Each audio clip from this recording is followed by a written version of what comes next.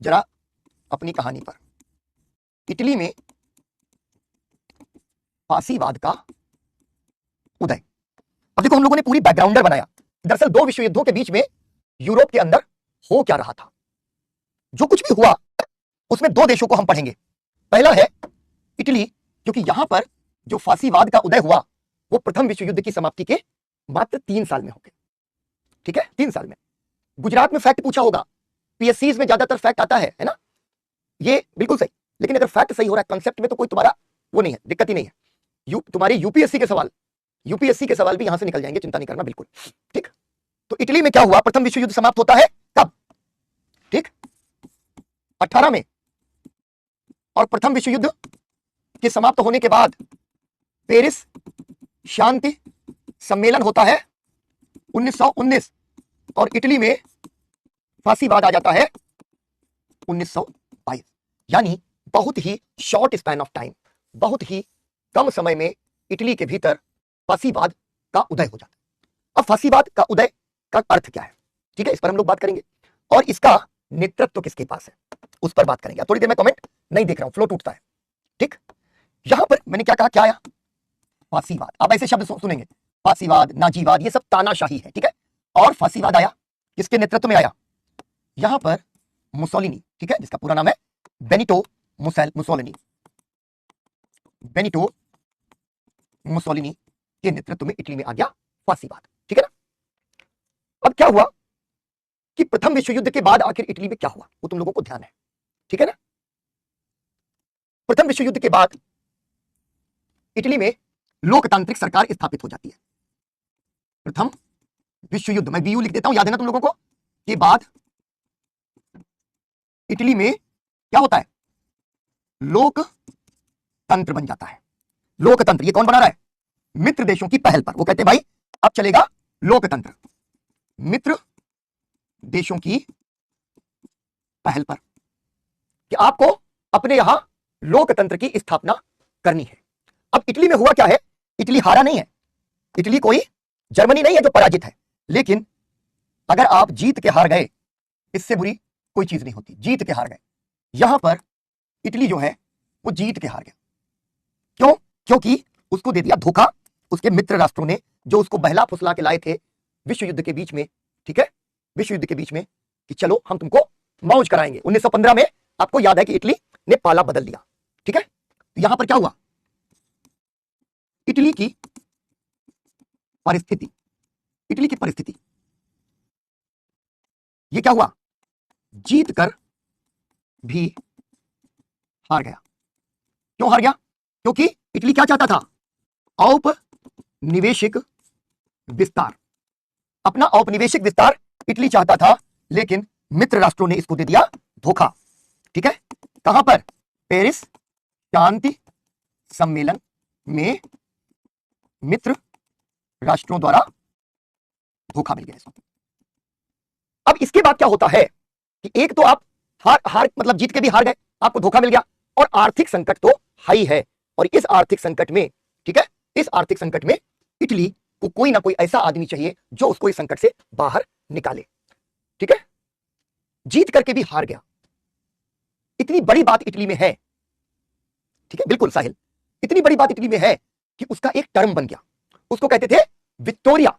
ठीक है, Victoria, VITTORIA, ये लिखना नहीं है, विक्टोरिया और मोतिलाटा। विक्टोरिया मोतिलाटा मतलब विजय के बावजूद पराजय, जीत के बावजूद हार। ये इटली के अंदर घाव की तरह ये जो है चीज भर गई, और उसके पीछे एक पूरा का पूरा दर्शन बन गया। ठीक है, अब तुम लोग इसको एक एक करके लिखते चलो, इस स्लाइड को लिखो, ऐसे लिख लो इसको, VITTORIA। 27 के लिए ऑप्शनल थोड़ा सा 3 महीना 6 महीना पहले तुम जो है ना जीएस पढ़ लो, उसके बाद ऑप्शनल स्टार्ट कर देना। नोटेड, लिख लिया। अब जरा इसके नीचे पॉइंटर लिखो, इसके नीचे पॉइंटर लिखो। लंदन समझौता 1915, लंदन समझौता 1915, हाइफन लगाना। ब्रिटेन और फ्रांस ने औपनिवेशिक विस्तार का बेनिटो मुसोलिनी, फांसीवाद के नीचे लिखा है बेनिटो मुसोलिनी। इंग्लैंड और फ्रांस ने औपनिवेशिक विस्तार का आश्वासन देकर, बहुत बढ़िया हसन, औपनिवेशिक विस्तार का आश्वासन देकर इटली को जर्मनी से अलग कर दिया, अलग कर दिया। अगला पॉइंट लिखना, वर्साय संधि 1919, वर्साय संधि 1919, उसमें लिखो हाइफन लगा करके 1919।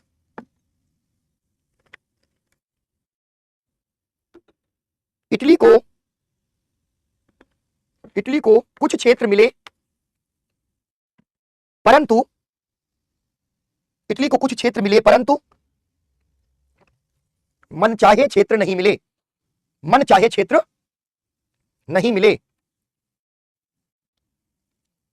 ब्रैकेट में लिखो डॉल्मेशियन तट, जहां पर नक्शा जरूरी है वहीं पर नक्शा खींचना है, जबरदस्ती नक्शा, जबरदस्ती मैप नंबर कम करवाता है।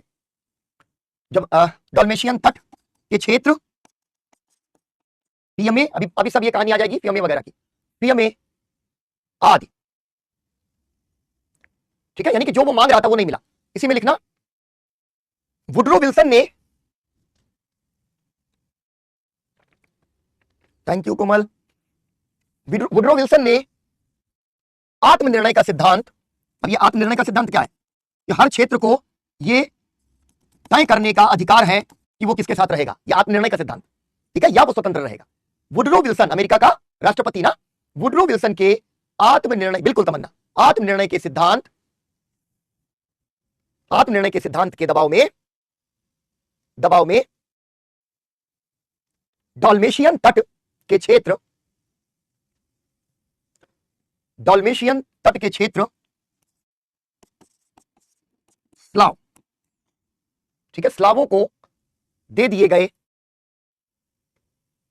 स्लावों को दे दिए गए। अगला पॉइंट इसी में लिखना,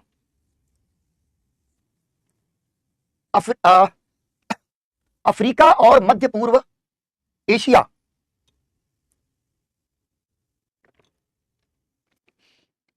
बिल्कुल बेटा, हम सब उन्हीं के चेले हैं, ये तो अच्छा है हसन, ठीक है ना। मध्य पूर्व एशिया में इटली को कुछ नहीं मिला, में इटली को कुछ नहीं मिला, नहीं मिला। अगला पॉइंट इसी में लिखो, ब्रिटेन और फ्रांस ने जर्मनी के उपनिवेश आपस में बांट लिए,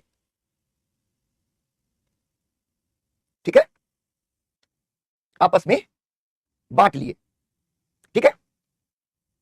अब दूसरा पॉइंट लिखो,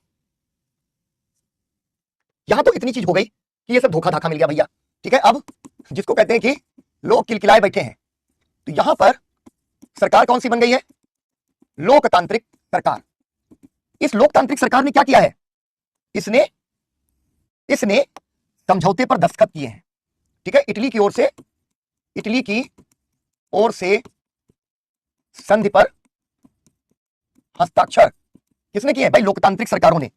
और ये लोकतांत्रिक सरकार यानी चुनी हुई जो सरकार है, इसके लिए अब ये गुस्सा बन जाएगा कि भैया इतना तुमने अपमान सहा, इटली ने इतना अपमान सहा और ये सरकार उसका कोई इलाज नहीं ढूंढ पा रही है। क्यों? क्योंकि ये जो है लोकतांत्रिक सरकार संधियों के पालन के लिए बाध्य है, क्योंकि भाई तुम हस्ताक्षर करके बैठे हो, तो लोगों को ये लग गया कि यहां पर जो है ये नहीं हो पाएगा, मतलब इसके पास कोई इलाज नहीं है। अब इटली का एकीकरण हुआ था, तुमको याद है, इटली का जब एकीकरण हुआ था तो पीडमॉन्ट सार्डिनिया आ गया था, उसी के नेतृत्व में हुआ था। पीडमॉन्ट सार्डिनिया में कौन था, काबूर। काबूर ने क्या किया था, संवैधानिक राजतंत्र बनाया था। संवैधानिक राजतंत्र यानी राजा है लेकिन संविधान भी है। तो जो प्रथम विश्व युद्ध के बाद जो सरकारें बनी, उन सरकारों के प्रति लोगों की यह नाराजगी हुई कि अब हमें लोकतंत्र से, संवैधानिक राजतंत्र से कोई समाधान नहीं मिलेगा, ठीक है। तो एक महत्वपूर्ण चीज क्या हुई कि जनता में संवैधानिक राजतंत्र व लोकतंत्र से निराशा फैल गई कि जनता को लगा कि यहां से तो कोई इलाज हमको मिलने वाला है नहीं। ठीक है ना। हुआ क्या कि भैया इस निराशा के बीच में 1919 से और 1922 के बीच 3 सालों में, यानी प्रथम विश्व युद्ध जो है वो जो समाप्त हुआ है, उन 3 सालों के बीच बार बार चुनाव हो रहे हैं। ठीक है, बार बार चुनाव हो रहे हैं और बार बार चुनाव में भी किसी को स्पष्ट बहुमत नहीं मिल रहा है। 1919 से 1922 के मध्य 6 सरकारें बनी है, 6 सरकारें बनी। 3 साल में 6 सरकारें, 6 महीना सरकारें चल रही हैं। ठीक है, लोकतंत्र के लिए खतरा है। ठीक है, तो यहां क्या हो रहा है, बिल्कुल बच्चे तुम लोग आगे आगे लिख रहे हो, मुझे अच्छा लग रहा है कि याद है तुमको। तो यहां पर लोकतंत्र की हालत यह है कि वो अस्थायी लोकतंत्र है। ठीक है ना। अब यहां पर इस लोकतंत्र के अंदर एक नेता है जिसका नाम है गियोलिटी। गियोलिटी इसके बीच में नेता बन के उभरता है। ठीक है, सरकारें। एक नेता है जो उदारवादी है, उदारवादी नेता गियोलिटी। ये सबसे प्रभावी नेता है इटली का और उदारवादी है। उदारवादी है यानी लिबरल है। ठीक है, लिबरल है, लिबरल है यानी कि पूंजीपतियों का समर्थक है गियोलिटी। लेकिन हुआ क्या कि राजनीतिक अस्थिरता के बीच में जब उदारवादी नेता गियोलिटी के होने के बावजूद कोई ऐसी ताकत नहीं दिख रही थी जो कि इटली को उसके संकट से निकाल सके, तो वहां आ गए समाजवाद और इटली में हो गया समाजवाद का उभार। अब तुम लोग समझ रहे हो ना, उदारवाद जो है वो है क्या, पूंजीवाद समर्थक, और पूंजीवाद के विरोध की विचारधारा है समाजवाद। तुम लोगों को कह रहे थे ना कि इसीलिए इतनी आराम से पढ़ाया तुम लोगों को कि द्वितीय विश्व युद्ध के बाद की दुनिया का सबसे बड़ा इक्वेशन पूंजीवाद बनाम समाजवाद है। अब ये बहुत ज्यादा लोकप्रिय होने लगा। जब समाजवाद उभर रहा है तो समाजवाद के उभार का सीधा सा मतलब है कि श्रमिक वर्ग का मजबूत होना। ठीक, श्रमिक वर्ग सशक्त होने लगा। एक शहर है इटली में, तुम लोग जानते हो, भारत के बारे में ना जानते हो, आजकल के हमारे बच्चे जो हैं वो विदेशों के बारे में सब जानते हैं, मिलान। ठीक है, एक शहर है मिलान। तो मिलान जैसे औद्योगिक औद्योगिक शहरों में हड़ताल वगैरह आम हो गई, यानी श्रमिक वर्ग बहुत अधिक सशक्त होता चला जा रहा है। और जब यह सशक्त होता चला जा रहा है तो श्रमिकों की स्थिति में या श्रमिक वर्ग सशक्त होता चला जा रहा है। अब तुमको मालूम है, रूस की क्रांति पढ़ के आए हो। ठीक है, रूस की क्रांति तुम पढ़ के आए हो। श्रमिक वर्ग अगर मजबूत होगा तो क्या होगा, समाजवाद जब मजबूत होगा तो श्रमिक वर्ग मजबूत होगा। जब श्रमिक वर्ग मजबूत होगा तो जाहिर सी बात है कि कम्युनिस्ट पार्टियां मजबूत हो जाएंगी। इतना लिखो जरा, इतना लिख लो।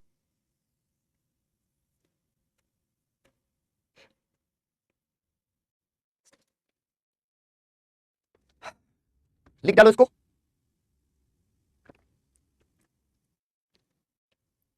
ठीक है, बहुत बढ़िया, तुम लोग लिख रहे हो साथ साथ। अब इसके नीचे पॉइंट लिखो, लिखो श्रमिक वर्ग के बीच समाजवाद की लोकप्रियता, श्रमिक वर्ग के बीच, नहीं बेटा एमपी बोर्ड वाली नहीं चलेगी। ठीक है, तभी तो अभी समझ में आएगा। अब आ रही ना कहानी, लिखो अगला पॉइंट लिखो, एक इसके नीचे, इसको ड्रॉ कर लिया, उसके नीचे लिखो श्रमिक वर्ग के बीच समाजवाद की लोकप्रियता, समाजवाद की लोकप्रियता ने पूंजीपतियों को चिंतित कर दिया, पूंजीपतियों को चिंतित कर दिया। रूसी क्रांति का प्रभाव, रूसी क्रांति का प्रभाव पूरी दुनिया पर पड़ रहा था, पड़ रहा था। इसलिए इसलिए पूंजीपति वर्ग को एक सशक्त व स्थायी सरकार की जरूरत थी, सशक्त व स्थायी सरकार की जरूरत थी। अब तुम्हारे सवाल का जवाब मिलेगा आशीष, लोकतांत्रिक सरकारें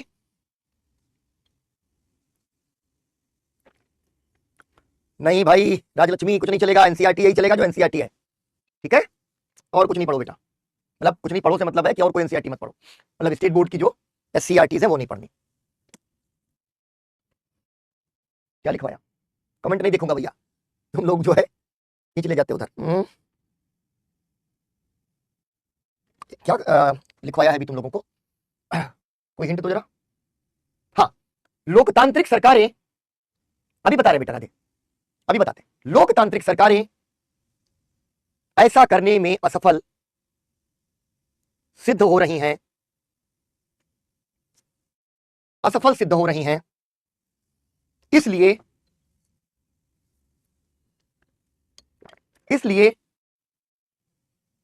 मुसोलिनी धीरे धीरे पूंजीपति वर्ग व जमींदार वर्ग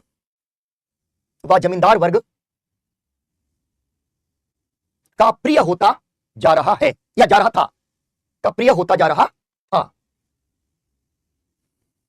ठीक है, होता जा रहा था। अब इसके नीचे एक फुल पेज का एक छोटा सा बॉक्स बनाना, फुल पेज का बनाओ, लंबा नहीं जाएगा वो, लिखो फुल पेज बॉक्स के अंदर लिखो, प्रथम विश्व युद्ध के बाद इटली को भी भीषण आर्थिक संकट से गुजरना पड़ रहा था, भीषण आर्थिक संकट से गुजरना पड़ रहा था। विश्व युद्ध के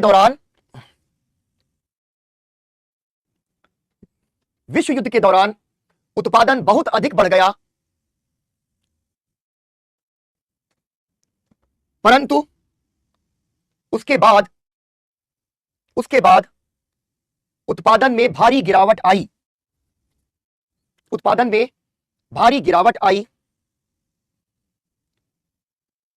पूर्ण विराम, मुद्रास्फीति, सिकुड़ गई मुद्रा, ठीक है, मुद्रास्फीति इकोनॉमिक्स में तुम लोगों ने टर्म पढ़ा है, मुद्रास्फीति इतनी बढ़ गई कि मध्य वर्ग सहित समाज के सभी वर्ग सरकार को दोष देने लगे।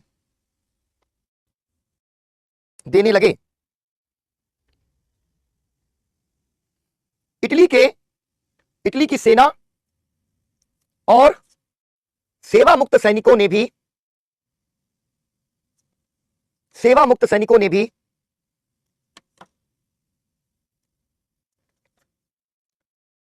मजबूत सरकार के लिए मुसोलिनी की ओर देखना शुरू कर दिया, ठीक है। अब देखो हुआ क्या, इक्वेशन तुमको पता चल गई, खतरा क्या दिख रहा है अब इटली के अंदर, कि एक चीज तो ये लग रही है कि समाजवाद की लोकप्रियता बहुत तेजी से बढ़ती चली जा रही है। दूसरी चीज क्या हो गई, दूसरी चीज लोकतांत्रिक सरकारों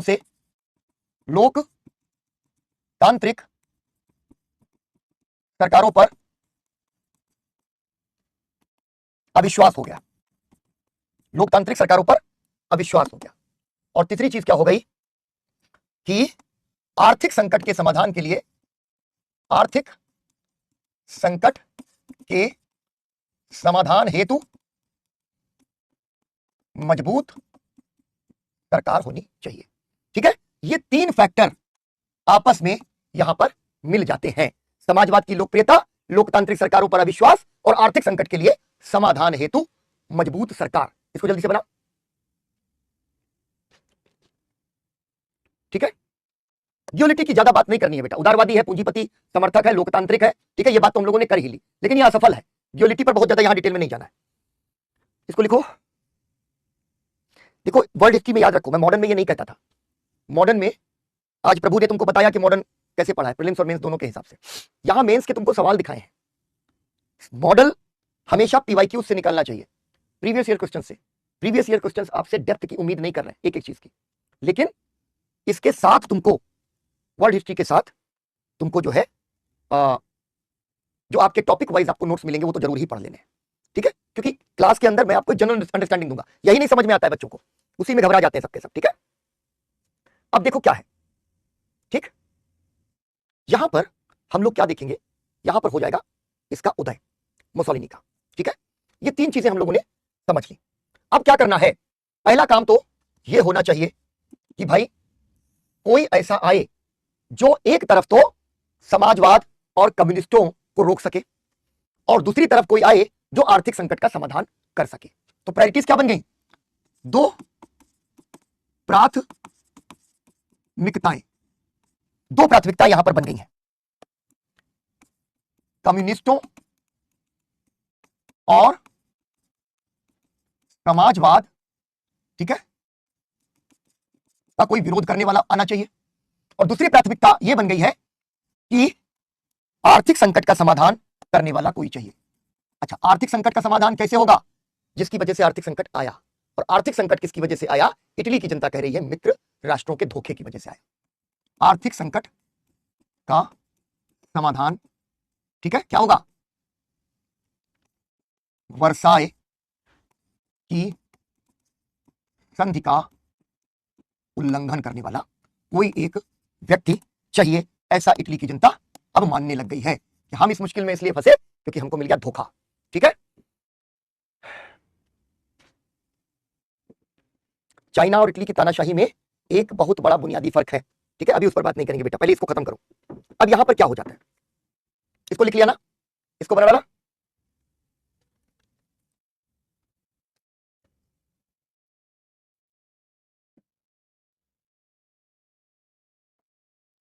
लिख लिया। देखो फौजिया और जो बच्चे जिनको वर्ल्ड हिस्ट्री कठिन लग रही है, कठिन है लेकिन जिनको अभी भी थोड़ा कठिन लग रही है, वो एक बार क्लासेस को वापस देखें।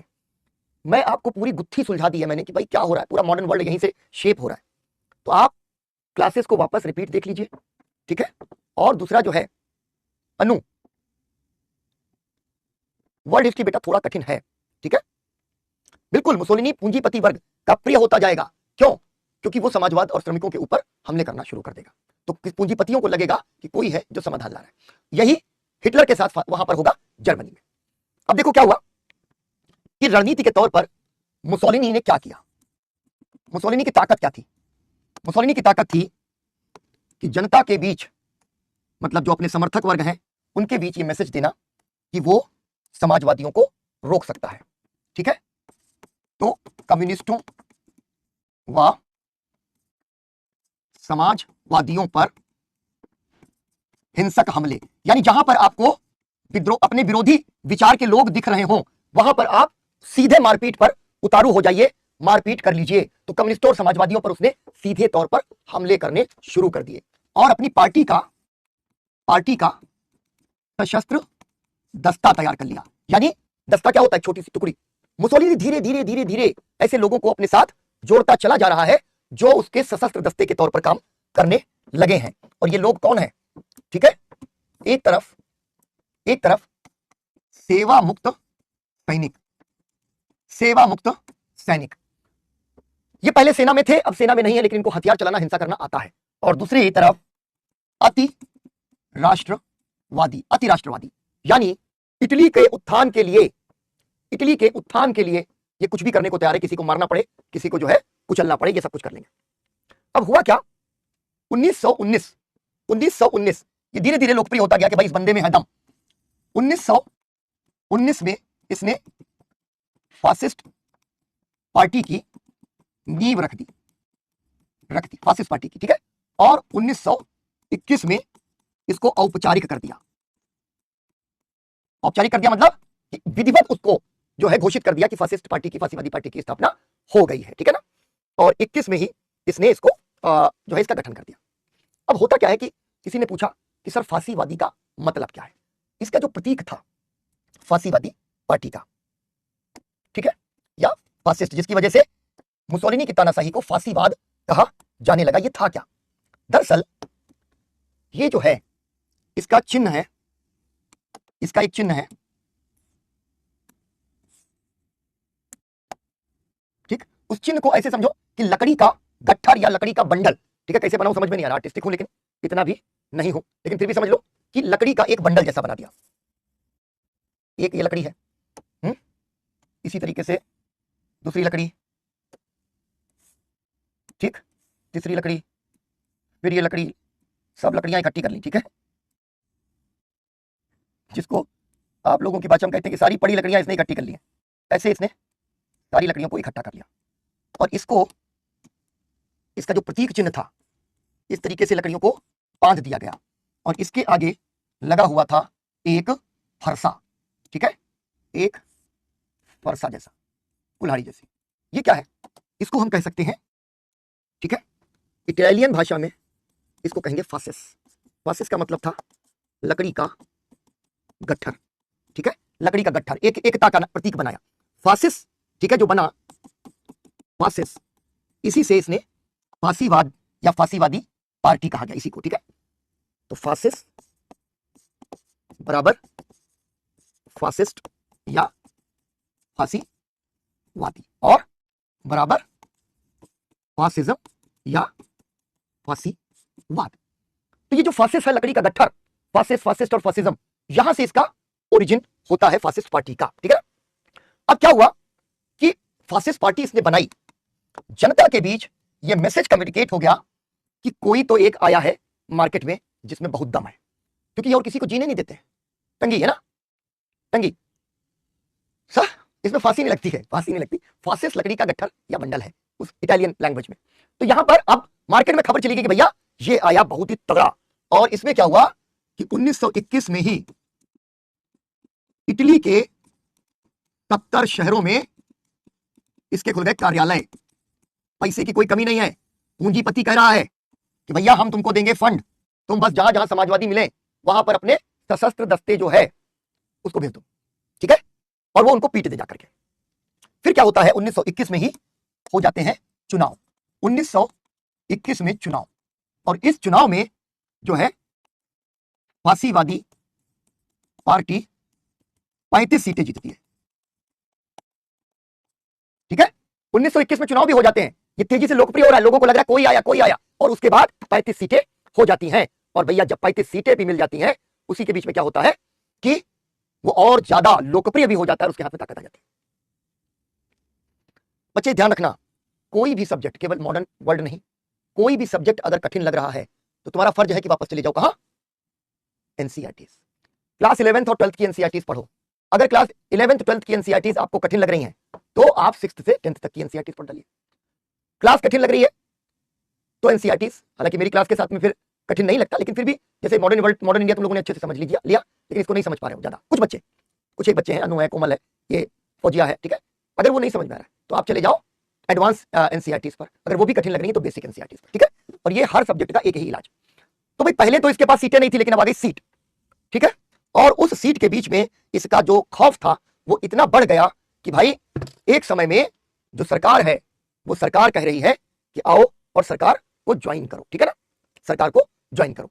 और इस संदर्भ में आपको ध्यान रखना है कि मुसोलिनी का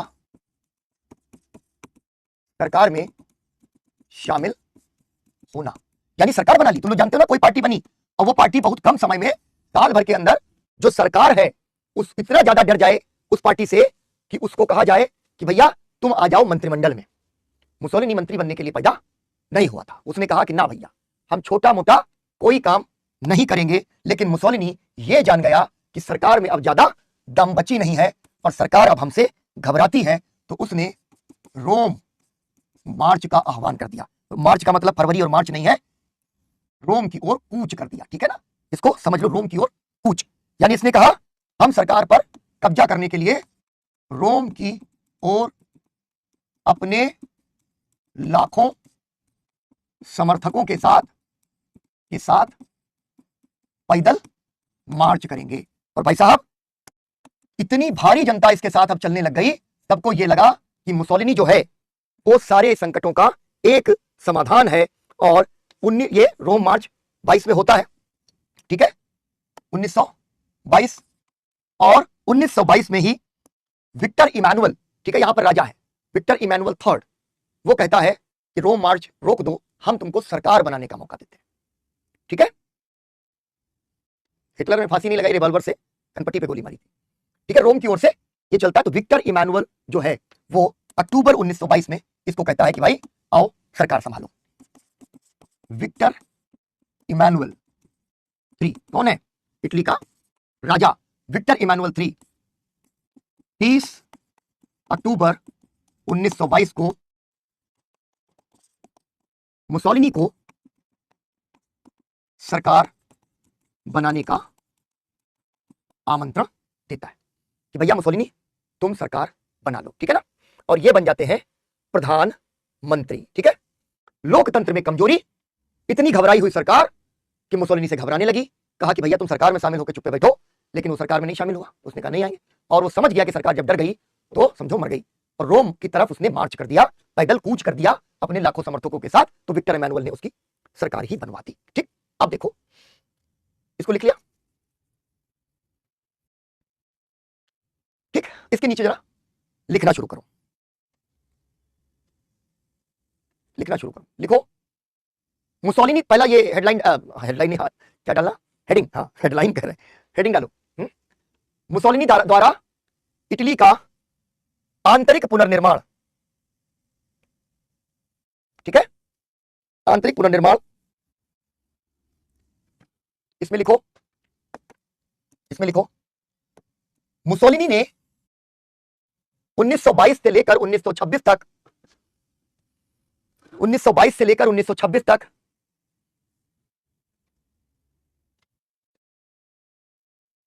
ठीक है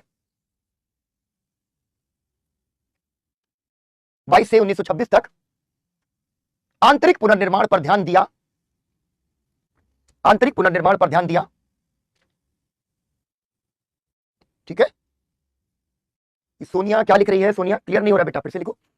आंतरिक पुनर्निर्माण पर ध्यान दिया। इस दौरान उसने समाजवादियों को सरकार तथा राजनीति में अप्रासंगिक कर दिया। ठीक है, दमन किया, अप्रासंगिक कर दिया। उदारवादियों को अपने साथ मिलाने का प्रयास किया, उदारवादियों को अपने साथ मिलाने का प्रयास किया। विरोधियों के हिंसक दमन की नीति, विरोधियों के हिंसक दमन की नीति के साथ साथ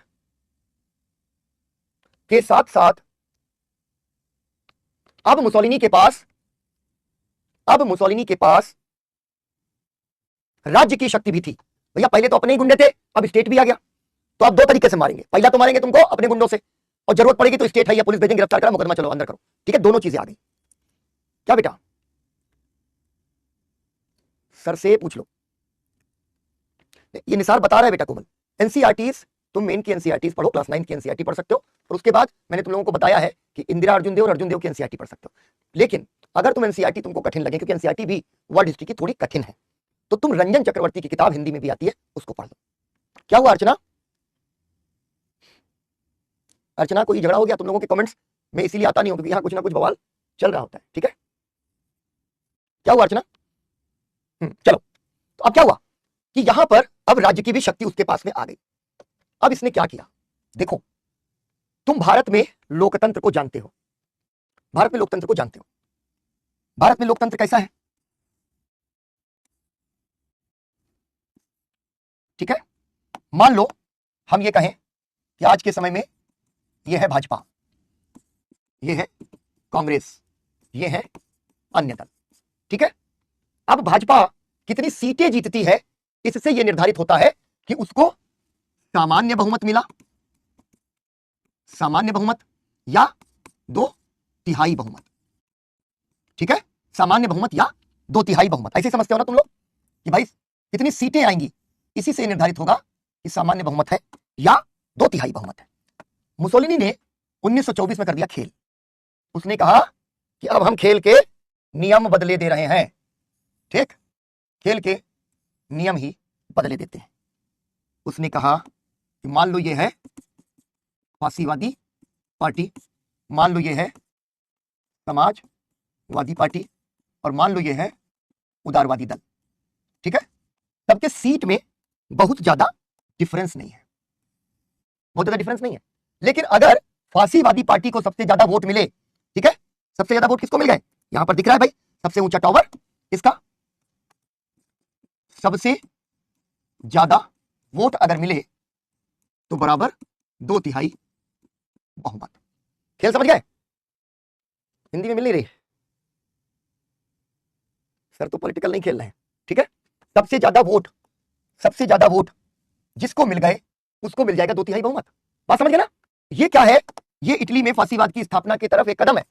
1924 का चुनाव सुधार, ये जितना भी बर्बादी होती है सब सुधार के नाम पर दुनिया में होती है, ये ध्यान रखना।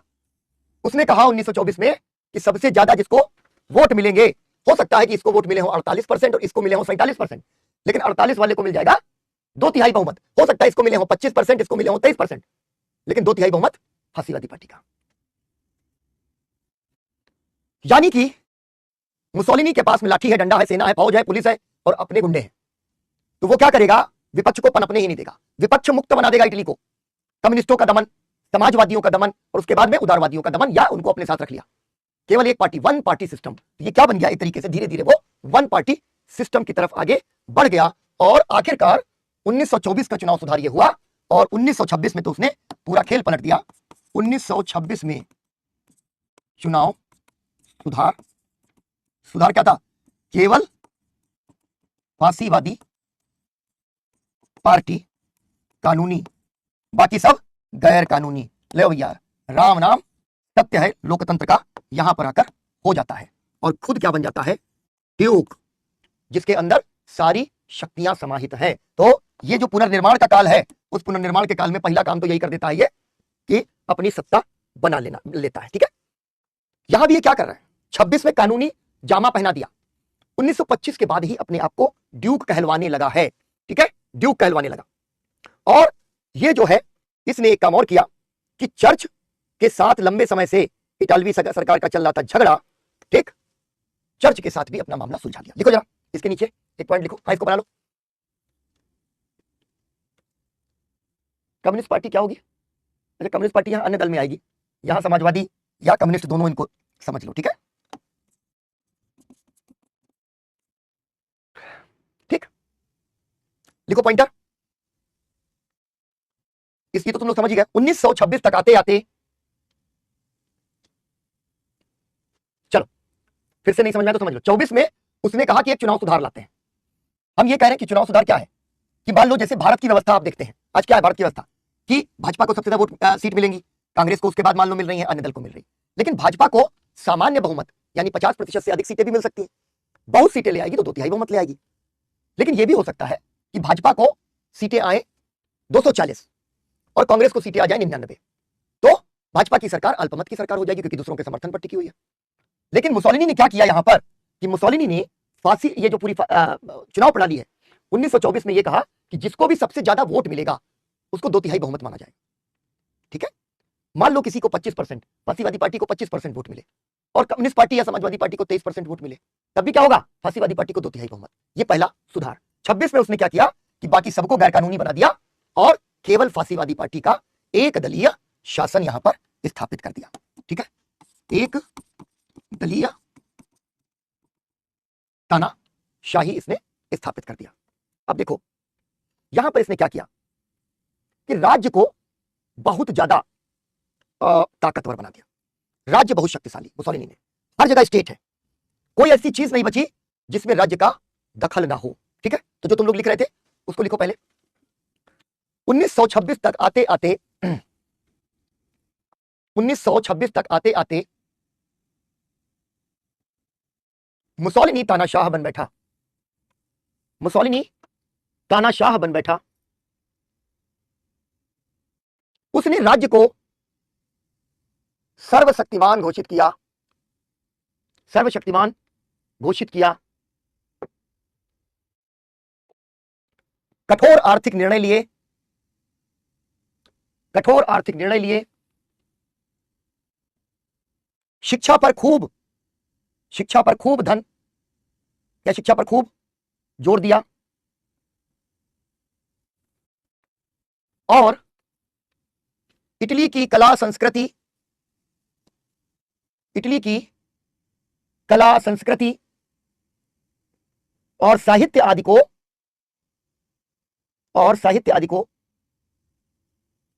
गौरवान्वित किया, मतलब गौरव, ठीक है, गौरवान्वित किया।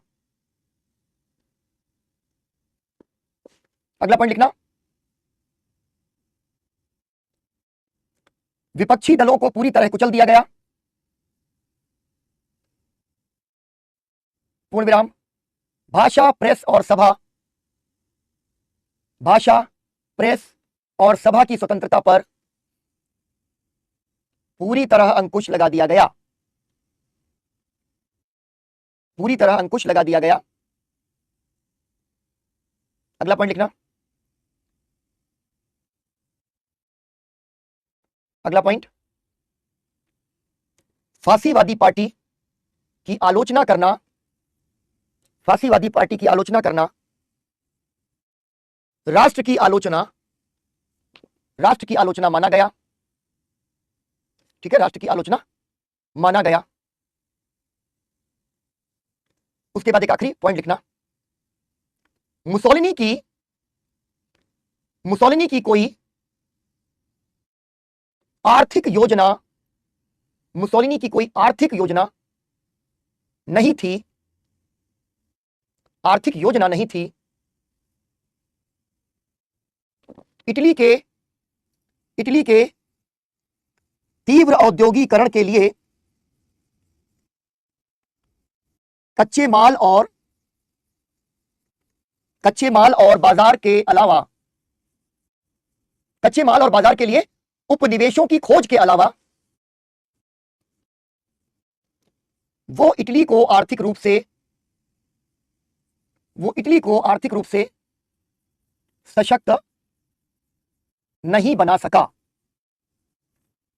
ठीक है, नहीं बना सका।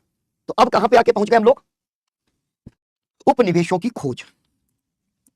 यहां क्या हुआ है, मित्र राष्ट्रों ने क्या किया था, उपनिवेशिक विस्तार नहीं करने दिया। तो यहां मुसोलिनी जो विदेश नीति बनाता है, वो विदेश नीति कुछ आधारों पर टिकी हुई है। वो क्या कहता है, कहता है कि हम पेरिस शांति सम्मेलन और वर्साई की संधि को तोड़ेंगे, ठीक है, तोड़ेंगे, यानी हम विस्तार करेंगे औपनिवेशिक, जो हमें मित्र राष्ट्रों ने नहीं करने दिया है। और इसके लिए वो क्या करता है, ग्लोरिफिकेशन, वो कहता है रोमन साम्राज्य की पुनर्प्रतिष्ठा, यानी कि इटली से ही तो रोम साम्राज्य था ना, रोम इटली में है तो रोमन साम्राज्य, ठीक है, तो रोमन साम्राज्य की पुनर्स्थापना हम करेंगे, ऐसा उसने लोगों को सपना दिखाया। उसने कहा इटली को विश्व का महान राष्ट्र बनाएंगे, ऐसा उसने कहा।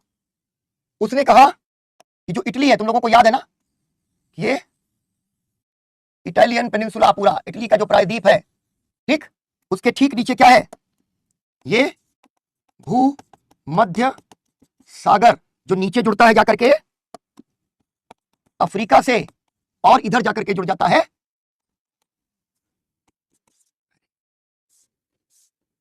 एशिया से। तो तीसरी चीज वो कहता है कि भूमध्य सागर को इटली की झील बना देंगे, ठीक है, इटली की झील बना देंगे। और अब करेंगे हम औपनिवेशिक विस्तार, इटली का औपनिवेशिक विस्तार।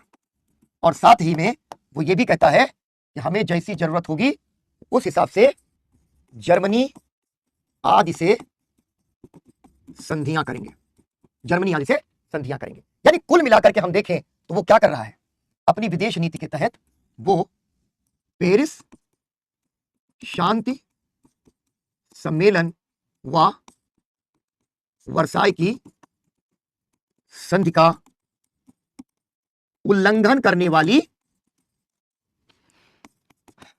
आक्रामक विदेश नीति का पालन कर रहा है। भैया अब जो है लोगों को मिल गया ना, जिसको कहते हैं ना, उसको अपना वो बंदा मिल गया जो इतने दिनों से समस्याएं हैं उन सभी समस्याओं को सुलझाने का दावा कर रहा है। ठीक है, इसको ड्रॉ करो और फिर लिखो।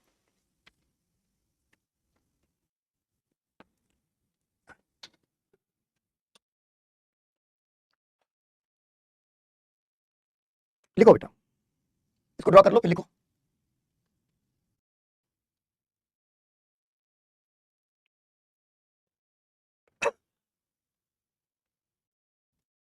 चलो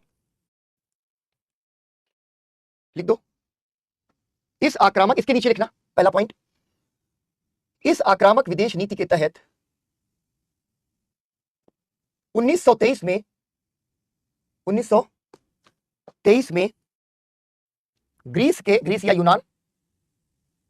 या यूनान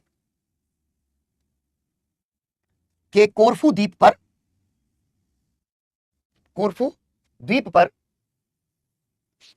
कब्जा किया। कोरफू द्वीप पर कब्जा किया। लीग ऑफ नेशन के दबाव में उसे छोड़ दिया, परंतु यूनान से मुआवजा ले लिया। ठीक है, यूनान से मुआवजा ले लिया। ये कर क्या रहा है? ठीक है, यहां पर इटली के ठीक पास में फ्यूमे, ठीक है, एक देश हुआ करता था छोटा सा। भूमध्य सागर में विस्तार की नीति है, इसलिए 1923 में ये जाकर के अब फिर फ्यूमे पे कूदेगा। पहले तो कहां चला गया? ग्रीस के ऊपर, ठीक है ना, यूनान, और अब ये आ जाएगा फ्यूमे में। ठीक है, तो यहां जो है आप लोगों को अगला लिखना है। अगला महत्वपूर्ण विस्तार फ्यूमे का इटली में विलय था।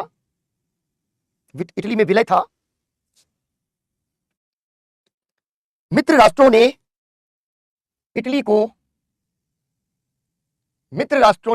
इटली को फ्यूमे नहीं दिया था।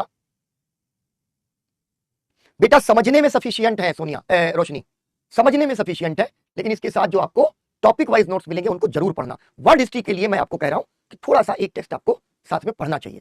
मैं बहुत तीरंदाज टीचर बनूं और अपने क्राफ्ट से अगर बेईमानी करूं तो मैं कह दूंगा सब हो जाएगा, नहीं होगा। ठीक है, समझ लो, कठिनाई होती है वर्ड हिस्ट्री को समझने में। वो तुमको क्लास समझा देगी कि खेल क्या चल रहा है पूरा, ताकि तब जब तुम पढ़ोगे टॉपिक वाइज नोट्स या कोई मटेरियल, तो क्या होगा, वो तुमको समझ में आएगा। ठीक है, वर्ड हिस्ट्री की पूरी कहानी में लगभग तुमको स्टोरी लाइन पे 80% 85% सब आ जाएगा। 10-15% जो है ना डिटेलिंग्स, वो तुमको मिलेंगी जाकर के तुम्हारे टॉपिक वाइज नोट्स में। ठीक है, तो ये ध्यान रखना। चलो लिखो, मित्र राष्ट्रों ने इटली को फ्यूमे नहीं दिया था। इसलिए फ्यूमे के अधिग्रहण से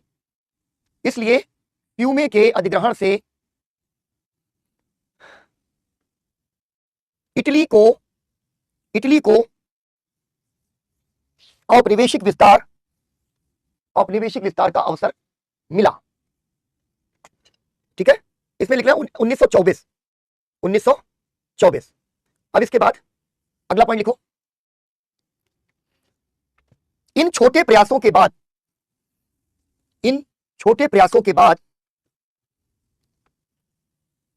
1926 में इटली ने अल्बानिया को अपना प्रभाव क्षेत्र घोषित कर दिया।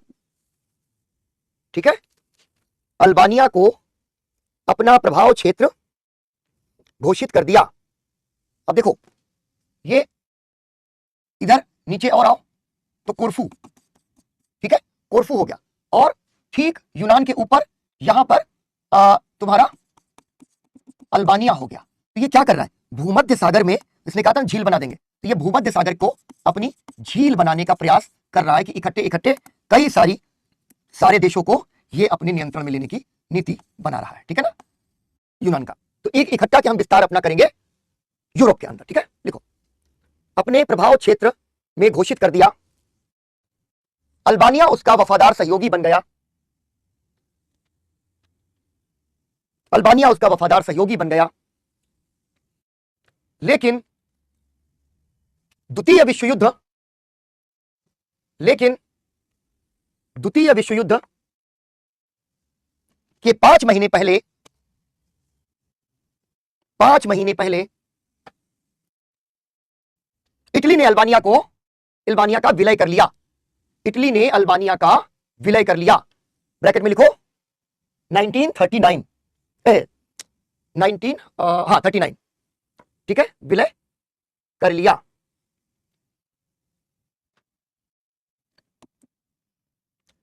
तत्पश्चात अगला पॉइंट लिखना, तत्पश्चात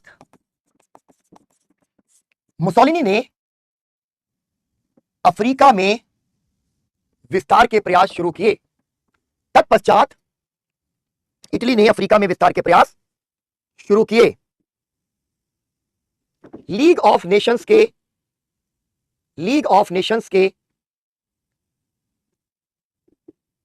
तमाम प्रतिबंधों के बावजूद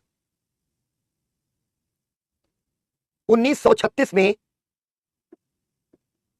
इथियोपिया को इटली में मिला लिया गया। ठीक है, तुम लोग ये बात समझ रहे हो कि खेल यहां पर चल क्या रहा है। ठीक है ना, खेल यहां पर क्या चल रहा है। ये गया, ये तो इटली है, ये ठीक है, ये तो इटली है ना, यहां पर तो इटली का विस्तार हो ही गया।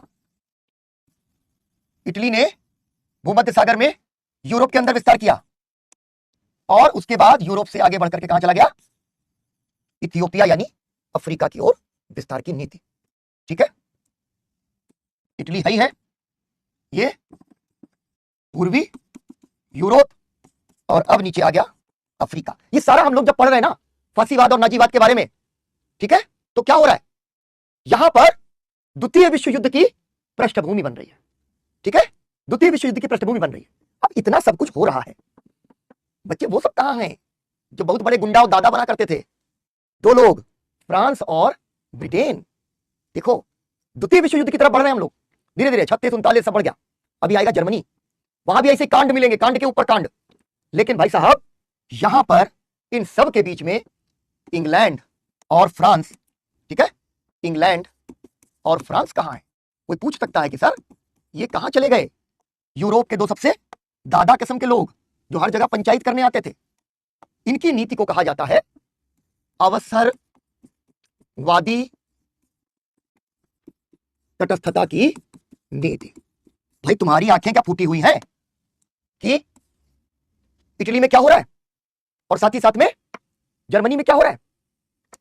जर्मनी की कहानी भी आएगी 1935 तक आते आते, ठीक है, 1935 तक आते आते जर्मनी खुल्लम खुल्ला वर्साई की संधि का उल्लंघन करने लगेगा जब वहां पे हिटलर आ जाएगा। लेकिन यहां तो मुसोलिनी आ गया, ठीक है, वहां की कहानी वहां की। लेकिन यहां पर क्या होता है कि जो फ्रांस और ब्रिटेन है वो दोनों सोच रहे हैं कि दो बहुत ही विकट किस्म के लोग यूरोप में पैदा हो रहे हैं, ठीक, इनको संतुष्ट किया जाए। ठीक है, इनको संतुष्ट किया जाए। अब होता क्या है कि पहले तो एक स्ट्रेसा फ्रंट का निर्माण किया जाता है। ठीक है, स्ट्रेसा फ्रंट क्या है, 1935 में बनता है। ठीक है, 1935 में पहले तो बनता है स्ट्रेसा फ्रंट 1935। स्ट्रेसा फ्रंट में जानते हो कौन कौन है, मजा देखना, इसमें है Italy plus France plus England. इनको पता है चोरों को कि इटली के साथ कुछ गलत तो हमने किया था। जब हम सबके सब चोर थे तो जो चोर उधर से इधर आ गया था, हमसे मिला था और हमने कहा था कि चोरी के माल में ये बंटवारा देंगे, वो बंटवारा नहीं दिया, तो चोर जो है अब डकैती डालने लगा। तो इनको पता है, इसलिए ये यहां पर गलत आदमी का कॉन्फिडेंस जैसे लो होता है वैसे गलत देशों का कॉन्फिडेंस भी बहुत लो होता है। लेकिन इंग्लैंड के सामने केवल इटली चुनौती थोड़ी है। देखो इटली यहां बैठा है और ये ध्यान रखना कि यहां पे फ्रांस है। फ्रांस के पेट में दर्द होती है जब इटली मजबूत होगा क्योंकि अगल बगल बैठे हैं। लेकिन अगर मेनलैंड यूरोप यानी मुख्य यूरोप से दूर इंग्लैंड बैठा है, तो सोच रहा है कि ठीक है यार फ्रांस समझे, लेकिन इंग्लैंड क्या करता है कि उसकी चिंता दूसरी है, क्योंकि यहां पर एक चीज समझ लो, इंग्लैंड की चिंता इसलिए दूसरी है क्योंकि यहां पर उसके ठीक बगल जर्मनी बैठा है। इटली उसको नुकसान जितना नहीं कर सकता सीधे, जर्मनी कर सकता है, और इसलिए इंग्लैंड एक साथ दो जगह पर इंगेज हो जाता है। इसे कहते हैं इमोरल रिलेशनशिप, ठीक है। यानी स्ट्रेसा फ्रंट के आलोचकों ने आरोप लगाया कि इंग्लैंड जो है उसने जर्मनी के साथ, ठीक है, जर्मनी के साथ अनैतिक रूप से संबंधों का निर्माण किया। क्या किया? जर्मनी बना रहा था अपनी नौसेना, तो इंग्लैंड को लगा कि यार नौसेना तो हम ही को सीधे सीधे मारेगी, तो इसलिए चुपचाप चले जाओ और जर्मनी से कर लो समझौता। ठीक, 1935 है ना। एक तरफ तो तुम्हारा विवाह हो चुका है, एक तरफ है घर वाली, वो कौन है?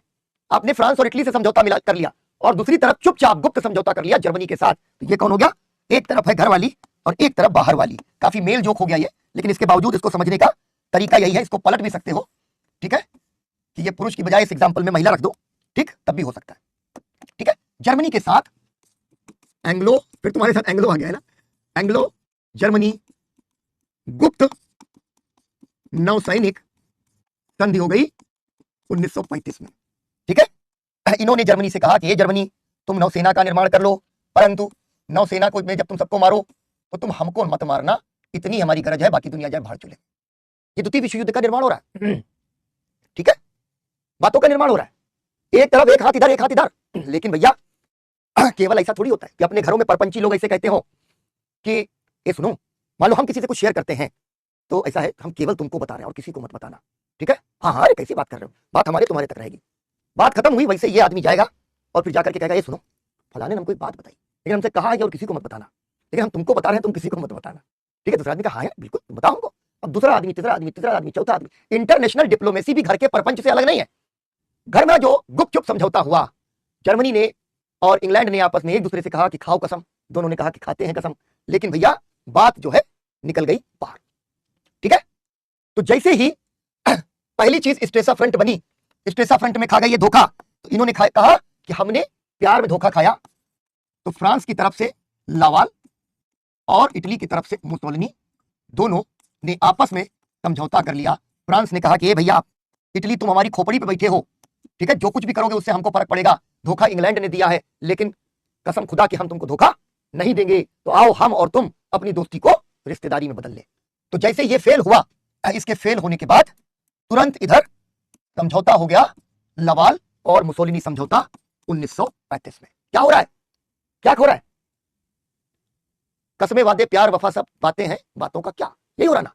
प्रेम संबंध देख रहे हो तुम यूरोपियन डिप्लोमेसी की, कि ये जर्मनी इटली जब उभर रहे हैं तब फ्रांस और इंग्लैंड तुष्टीकरण की नीति अपना रहे हैं। क्या हो रहा है? ये नीति है तुष्टीकरण की नीति। फ्रांस चाह रहा है इटली को संतुष्ट रखना, ठीक है, और ब्रिटेन चाह रहा है जर्मनी को संतुष्ट रखना। और यही जो संतुष्टि या तुष्टीकरण की नीति है, इससे हो जाएगा कबाड़ा। ठीक, और जब कबाड़ा हो जाएगा तो ये चीखते घूमेंगे कि पूरी दुनिया आ जाए, पूरी दुनिया आकर के हमको बचाए। ठीक है, अब देखो बात यहां पर खत्म नहीं हुई, यहां पर है अभी तक दो चीजें हुई हैं। जब इटली ने कब्जा किया इथियोपिया पर या अबिसीनिया पर, ठीक है, अच्छा जहां इथियोपिया लिखा वहां अबिसीनिया लिख लेना, क्योंकि इथियोपिया के पहले अबिसीनिया का साम्राज्य होता था। ठीक है, तो एक लिख लेना, ठीक है, अबिसीनिया। ये है आखिरी 5 मिनट की क्लास और है ना, ये है जर्मनी, ये है इटली, दोनों एक दूसरे को जानते हैं, ठीक है, दोस्ती नहीं है। जैसे कहा जाता ना कि तुम उनको जानते हो, हाँ जानते हैं, बहुत परिचय नहीं है। तो भैया बहुत परिचय नहीं था, लेकिन इसके बीच में दो घटनाएं हो गई। दो घटनाएं क्या हुई? एक हुआ इटली द्वारा इथियोपिया पर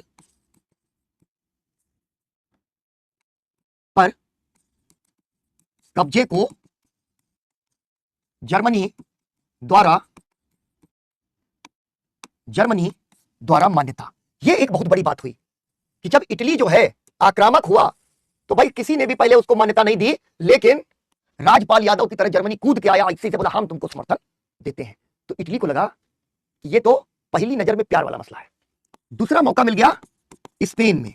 स्पेन में गृह युद्ध चल गया और इसके स्पेन में मुसोलिनी और हिटलर का कुंभ के मेले में बिछड़ा हुआ भाई फ्रांको जो है अपना तानाशाही शासन स्थापित करना चाहता था।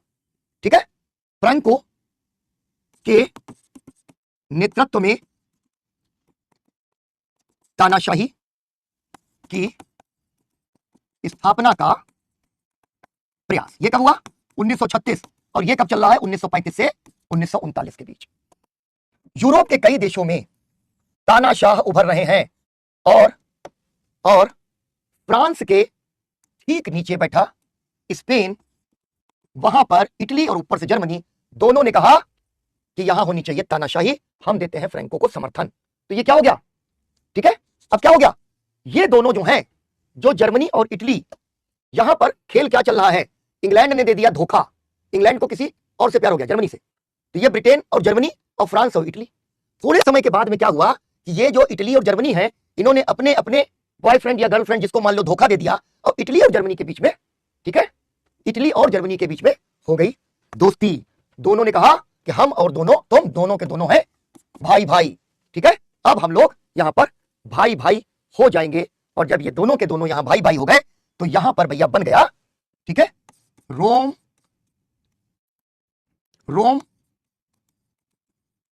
बर्लिन धुरी बन गई 1936 में। ठीक है, इसके नीचे लिखा हुआ है, Hitler waits Mussolini, Hitler waits Mussolini. और नीचे फ्रैंको ने लिखा है कि मेरे बुआ की शादी में जुलूल जुलूल आना। ठीक है, ये रोम बर्लिन धुरी बेसिकली ये संबंध बन गया। अब ये जो है रोम बर्लिन धुरी आएगी ना, इसमें हिटलर हो गया जो है डोमिनेंट पार्टनर, पति बन गया मान लो, और ये इटली बन गए जो है पत्नी। क्यों? पितृवादी समाज का ये उदाहरण है। लेकिन यहां अगर हम कहें कि नहीं, स्त्रियां मजबूत है, नौकरी चाकरी करके लाख रुपया कमा रही हैं और पति नहीं कमा रहा है, तो तुम जर्मनी को पत्नी मान लो और इटली को पति मान लो। ये दोनों साथ आ गए और यहां से जो इटली है वैश्विक राजनीति में जर्मनी की पूंछ बन गया, जर्मनी की जो है ना उसका पिछलग्गू बन गया। तो एक लाइन यहां पर लिख लो, ठीक है, इसके नीचे यहीं पे लिख देता हूं, तो इसी के नीचे लिखो। ठीक है, इसके बाद इटली जर्मनी का पिछलग्गू देश बन गया। ठीक है, जर्मनी का पिछलग्गू देश बन गया। अभी तो कोई कहानी हुई नहीं, मुसोलिनी तो बच्चा है, अभी इसका पप्पा है हिटलर, जिसकी कहानी कल की क्लास में, ठीक है ना, कल की क्लास में हम लोग करेंगे। 1 बजे से तुम्हारा ऑप्शनल होता है।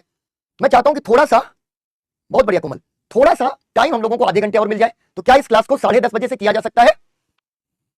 क्योंकि इसी हफ्ते और क्लासेस चलनी है, सिर्फ सैटरडे तक हम लोग खत्म करना चाह रहे हैं। तो क्या हम लोग 10:30 बजे से मिले, ताकि 1 बजे तक हो जाएगा, 2.5 घंटा हमारे पास। ठीक है ना? ओके सर, हाँ ठीक है। सपना कह रही ठीक है, yes sir. Fauzia, no sir, yes sir, yes sir.